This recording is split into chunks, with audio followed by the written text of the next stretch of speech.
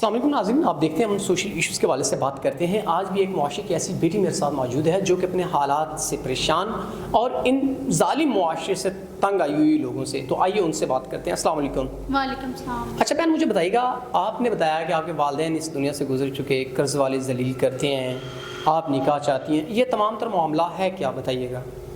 سر، میرے والدین وفات پا چکے ہیں، رشتہ داروں نے میرا جینا حرام کر دیا ہے۔ میں ایک حافظ قرآن لڑکی ہوں، سب پہ لازم ہے کہ وہ حافظ قرآن لڑکی کی عزت کرے، حافظ قرآن والوں کی عزت کرے، کیونکہ قرآن اس کے سینے میں ہوتا ہے۔ قرض والے آ کے ناجائز فرمائشی کرتے ہیں، اسے کہ ایسے انسان چاہیے جو اس کی عزت کرے، اس کا محافظ بنے، کیونکہ نکاح کرنا سنت ہے، نکاح گناہوں کو بچاتا ہے۔